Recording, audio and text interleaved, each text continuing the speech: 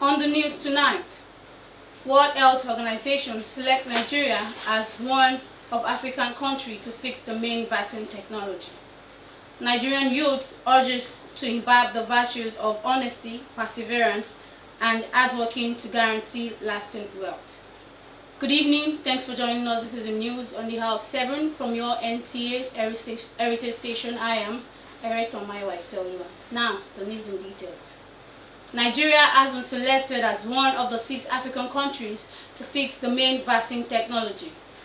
This is the scale of production and access to vaccine of COVID-19 and other disease in the low and middle income countries. Director General of the World Health Organization announced this at a joint media briefing on the Ill African Unit. State House correspondent Adamu Sambo has the report. Records obtained from the World Health Organization shows that more than 80% of the population of Africa is yet to receive a single dose of the COVID-19 vaccines. Much of the inequity has been driven by the fact that globally, vaccine production is concentrated in a few mostly high-income countries. This forum, convened by the World Health Organization and the European Union, is to demonstrate support for the urgent need to increase local production of vaccines, especially in low and middle-income countries. Consequently, apart from Nigeria, other African countries to benefit from this strategic investment are Egypt, Kenya, Senegal, Tunisia, and South Africa. WHO will work with the companies and the government in each country to develop a roadmap for training and production based on their needs and capacities. You can count on the European Union to expand its way of working, to expand its capacity so that Africa can be a continent that develops strategic production capacities in healthcare, in vaccines. Completely a new approach towards an attitude where the sovereignty of science is protected while Africa has full access and full ownership. This is so important, of the technology and then the goods that come from that. The goal is really to make sure that the technology is transferred and dismantled and shown in full scope, led by Africa and owned by Africa, with the support of Team Europe. The European Union, supported by France, Belgium, and Germany, is investing 40 million euros to the project, described as a major step forward in addressing health emergencies, expanding access to health products, and strengthening regional health security. We need to have optimum cooperation so that we can develop the manufacturing sites and even transfer the most confidential information so that you can produce as quickly as possible. We want to ensure that intellectual property is not something which stands in the way of innovation. President Muhammadu Buhari and leaders of other benefiting African countries were highly elated over the technology transfer program, which they say demonstrates the power of partnership to change the trajectory of Africa's health security for the better. Nigeria is very grateful. COVID-19 has been more or less concentrated on Nigeria.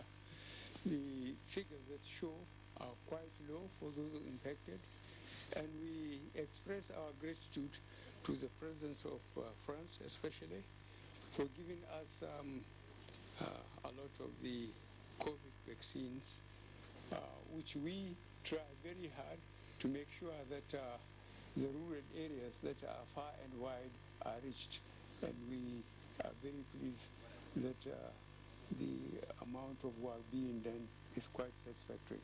Leaders of the benefiting countries are optimistic that if successfully implemented, the technology transfer program will set the continent on a sustainable path of self-sufficiency in terms of vaccine supply. From Brussels, Belgium, Adamu Sambo, NTA News. The Nigerian government is seeking stronger support from the European Union towards helping the life trend and political stability in Africa, as well as strengthening advocacy for democratic truth. This was at the roundtable on peace, security and government, where the country assessed sanctions against nations that engages in unconstitutional change of government and policy that manipulate unconstitutional change in the government. State House correspondent Adamu Sambo has the details. Ensuring lasting peace and security on the continent of Africa was the focus of the roundtable. President Muhammadu Buhari, who participated at the discussions held in a closed session, said for many decades Africa has been deprived of political stability and socio-economic development due to terrorism and violent extremism. More worrisome, he however said, is the current state of democracy characterized by increasing cases of unconstitutional change of governments across the continent, particularly in West Africa. There's been some backsliding in the area of democracy. We've seen a number of coups d'etat in the sub-region. And, so Nigeria's position is really that we have to take all the measures necessary and possible to stop that and check that. And, but within the framework of the ECOWAS, that if there are these unconstitutional changes of government, that sanctions will kick in. And so to make those sanctions really effective, we're also looking at the UN and the European Union also helping to enforce and implement those sanctions so that they really will be effective. Making a case for free, fair, credible and transparent elections as crucial elements in promoting constitutional order and democracy, Nigeria is also of the view that root causes of conflicts be tackled and measures taken towards safeguarding peace and security, as well as promoting illicit financial flows. Mr. President also has identified things like restitution of stolen loot from a lot of these countries, which are domiciled in European countries, for instance, getting them back, because those are resources that can help in the development of our countries. The issue of tenure elongation and changing of constitution to extend term limits are anti-democratic moves in themselves that also give a pretext to those who want to, unconstitutionally change the government.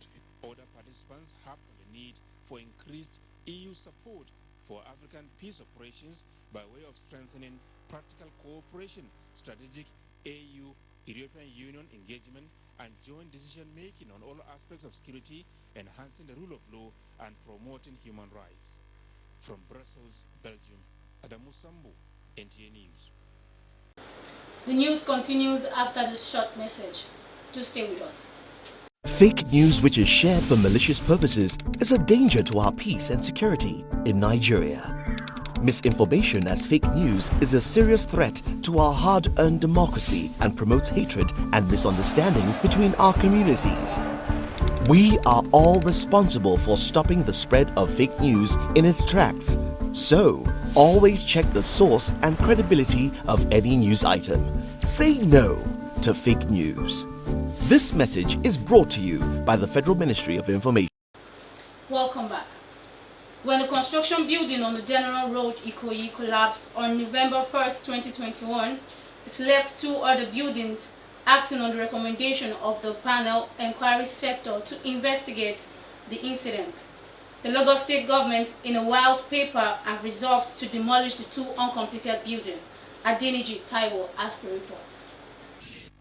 Humanity lost quite a lot to this project, and that's why even after close to about 4 months since the 21-story building collapsed, attention is still riveted on it.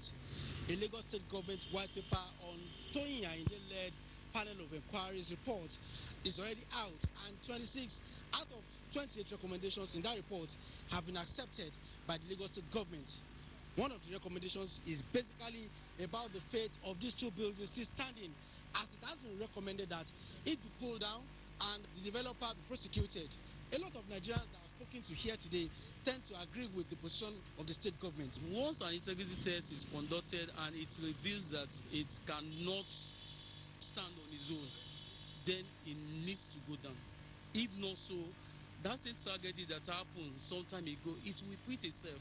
A lot of money has been put into this project, but I think we should look at the safety. It's more of the safety in this, not the money aspect. No, if they did not pull down the building and they finish the work, no one will stay here. Because of damages, nobody knows if we collapse when they pack in, like what happened of recent. Having listened to Nigerians, let's get the take of an expert on all this. To reach that conclusion shows that those buildings there lack the capacity to withstand certain forces of nature that will eventually, within its life cycle, act on it. As government takes position on this building and its fate is now known, the question on many lips among residents of Ikoyi here is that when will it be pulled down and safely too? They will do it in such a way to prevent unacceptable level of vibration within that environment, and they've done it in the past, so that will not be an issue. From Gerard Road in Ikoyi, Adeni Ijebu, NTA News. In time past, the value system and good morals were the virtue jealously guarded and celebrated by the society. But the reverse is the case these days, as many, especially youths, are now eager to get rich instantly, regardless of the consequence. Correspondent Joel Popola takes a look at the reason for rush to become instant millionaires. His report. Erosion of values in the society has now paved way for too much emphasis on materialism, which is now putting needless pressure on many Nigerians, especially the virile youth population of the country. Many are eager to live in affluence without paying the supreme sacrifice, which still remains diligence, perseverance, patience, honesty, and hard work. Ritual killing even among teenagers, cybercrime, and other antisocial activities are some of the societal vices that has been spreading like wildfire in recent times, putting the youth, parents, and the government on the spotlight. These thorny issues and the unrealistic pursuit of wealth has continued to drive the youth into frenzied desperation, which put their life and the life of others under threat. That whatever you sow, you reap. This country has not really been interested in the future of the youth. As a result, the youth get desperate, suffering to go through the university education and other means of living without realizing the objective. How about parenting? Well, parenting is poorer now than before. When we were younger, our parents give enough time to train us. From the Bible, they spend more time with us. But looking at it holistically, it has become very difficult for parents to even train the children. Why? Because the government made it impossible for them. A parent that has to leave home as early as possible to go and fend for the family, only to get so little a peanut in return, has to put in more time to realize his objective as a parent. If he's supposed to put in 5 hours a day to get maybe 5,000, he now has to put in up to 15 hours to get the same 5,000. You know, in those days, hard work. To be able to achieve a lot, you need hard work. 99% hard work and 1% luck. But these days, people tend to expect luck. Whereas hard work has never failed. Those values of food, they still remain the same. Hard work, respect,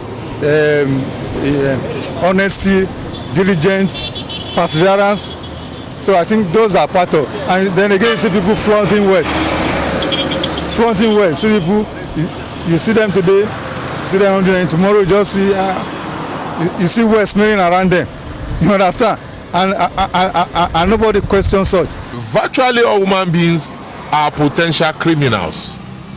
I say that because I can see that even in the Western world, they have criminals, they have potential criminals. But once you do the wrong thing or something, and you got caught, that's the end. You'll be put somewhere. The criminal cannot just be walking around the street. Once there is way to say, okay, once you are caught doing something wrong, you will be punished. You will see everybody running away from atrocities. While the blame is for all the stakeholders, a bulk of the blame, respondents say, goes to the parents and the government. In those days, parents do a lot to train their children. They engage them in the house. They have work to do.